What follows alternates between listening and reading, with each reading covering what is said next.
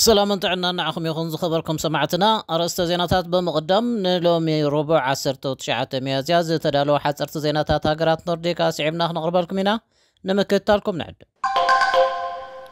راديو شودن كاب سوشيال ميديا تويتر كتوتس مخانات فليتو فاتنفول أب سفحتي مدبرات هيدرو إلكتريك وفريك قبريو روسيا أقدست تحت قرص هاقرات نورديك تسل الله تباهلو كندنا طبتا زينا خصو مصانحكم كبرى سمعتنا نايزيو من كالوتن زيناتا زرزرات دحر حصار مساغري تصبينا مسانات أكل هزباو مرخبيتات شودن زخونت راديو شودن كاب سوشيال ميديا تويتر كتوصمو سانات فليت راديو شودن كاب تويتر كتوصز وسنت له مخنيات اتي محبراوي ميديا نتو كوبانيا زلو اقداسنت تحت بمخاني قبل حلف قديات محبراوي مرخب بزهان راديو شودن كريستيان جيلنر عملكيتوم زوسانه مستياب قرب اوان تويتر نحساب راديو شودن حويسكا كالوت ميدياتات بمنجست زمولا زبل ملكتا منم زرخب يبلون قبل محدار راديو شودن رقاقيتولا حساب اقلقلوت زينا راديو شودن بأونلاين كقصلو زبلت ابصاب راديو شودن خونقنا زوخونا خالسب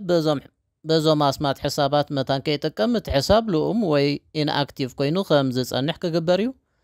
بمسرت حبريتا حلافي قديات محبراوي مرخب بزهن راديو شودن كريستيان جيلنر سدرا بيت اب ጉጅለ ገበን ዝሳተፍ መንእሰይ ብሰንኪ ጎነፃው ተግባራት ወዶም ውዕል ናይቲ ኣብ ስቶክሆልም ከባቢ ጃርቫ ዝርከብ ቤቶም ተሰሪዙ ዝተባህለ ቤት ፍርዲ ይግባይ ሴቪያ ብዝሃቦ ብይኑ ክትብል መጽሔት ማሕበር ተኻረይቲ ሽወደን ሄም ኦፍ ሂራ ጸብጺባ ወዶም ካብ ቤቶም ውፅኢሉ ኣብ ዝርከብ መተሓላለፊ መንገዲ ኮይኑ ብርክት ዝበለ ጥያይት ብምትኳስ ሓደ ሰብ ክቐትል እንከሎ ካልእ ድማ ምቕሳሉ እታ መጽሔት ወሲኻ ገሊጻላ ወዶም ኣብቲ ከባቢ ዓብዪ ሁከት ንኽፍጠር ምኽንያት ኮይኑ ብምህላው ቶም ስድራ ቤት ካብቲ ቤት ክለቁ ከም እተገብረ ኣካራይ መልኪቱ ዝኽስተት ንህይወት ጎረባብቲ ኣብ ሓደጋ ዘእትዩ ክብል እቲ ቤት ፍርዲ ይግባይ ንክሲ ኣካራይ ዝድግፍ ብይን ሂቡሎ ምስ ህሉ ልዑል ጠለብ ፀዓት ኤሌክትሪክ ብመንግስቲ ዝውነን ኩባንያ ቫትንፎል ኣብ 4 ቦታታት ሽወደን ናይ ሃይድሮ ኤሌክትሪክ መደብራት ወፍሪ ክገብር መደብ ከም ዘለዎ ሓቢሩ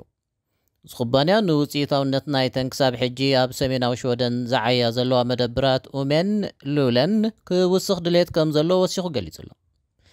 መንግስቲ ነዚ ተበግሶ ብሓጎስ ከም ዝቕበሎ ክገልጽ እንከሎ ኣባል ሰልፊ ሊበራል ዝኾነት ሚኒስተር ኣካባቢ ሮሚና ፑሞክታሪ ካብ ፎሲል ናፃ ዝኾነ ምንጭ ፀዓት ከም ዝድሊ ብምግላጽ ደገፋ ገሊጻላ እዚ ፀዓት ናይ ምስፋሕ ስራሕ ፍቓድ ንኽረክብ ንውሕ ዝበለ ግዜ ክወስድ ዝኽእል እዩ ሓደ ካብዞም ፕሮጀክትታት ኣብ 2026 ንኣገልግሎት ክበቅዕ ይኽእል እዩ ዝበለት ሬድዮ ሽወደን እቶም ዝተረፉ እንተቐልጠፈ ኣብ 2031 ብኦንላይን ክቕረቡ እዮም ክትብል ወሲኻ መልኪታ ሩስያ ናይ ሲቪል መራኽብ እናተጠቕመት ኣገደስቲ ትሕተ ቅርፂ ሃገራት ኖርዲክ ትስሊ ምህላዋ መርማሪት ፕሮግራም ቴሌቪዥን ህዝባዊ ኣገልግሎት ሽወደን ዝኾነት ኣፕ ድራግ ግራንስኪን ኣቃሊዓ እዛ ፕሮግራም ምስ ከምኒ ዲአር ኤንአርኬ ከምኡን ዋይኤልኢ ዝመሰላ ካልኦት ፕሮግራማት ሃገራት ኖርዲክ ብምዃን ሩስያ ኣብ ሃገራት ኖርዲክ ከመይ ዓይነት ናይ ስልያ ንጥፈታት ተካይድ ምህላዋ ዝድስስ መደብ ኣቕሪባላ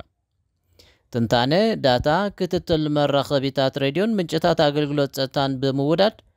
ኣስታት 50 ሰለይቲ ሩስያ እየን ተባሂለን እተጠርጠራ መራኽብ ኣብ ማያት ኖርዲክ ይነጥፋ ምንባረን እቲ ሓበሬታ ወሲኹ መልኪቱሎ ምስ ሃርሜኒ ሚድያ ኹም ዘለኹም ክብራት ሰማዕትና ኣብ መወዳእታ ኣብ መፋርቕ ዝሒዝናዮ ዘለና ዓመት ህንዲ ንቻይና ብምቕዳም ኣብ ዓለምና ዝበዝሐ ህዝቢ ዘለዎ ሃገር ክትከውን እያ ክብል ብውድብ ሕቡራት ሃገራት ዝወፀ ሓደ ፀብጻብ ኣመልኪቱ ኣብ ዝመፅእ 3 ዋርሕ ብዚ ህዝቢ ህንዲ 1428 ሚልዮን ብምብፃሕ ንቻይና ብኣስታት 3 ሚልዮን ሰባት ክትመርሓ ቻይና ህንድን ንዝሓለፋ 7 ዓመታት ሓደ ሲሶ ናይ ዓለምና ዝኸውን ህዝቢ ክነብረለን ፀኒሑሎ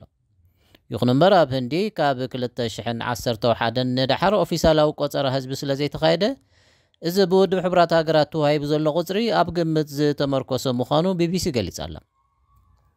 እዚ ናይ ውድብ ሕቡራት ሃገራት ፀብጻብ ብዝሒ ህዝቢ ቻይና ነተን ኣብ ፍሉይ ምምሕዳራዊ ዞባ ቻይና ዝጥቕለላ ሆንግ ኮንግን ማካውን ከምኡውን ቻይና ኣከለ እያ ትብላ ታይዋን ኣይሕውስን እዩ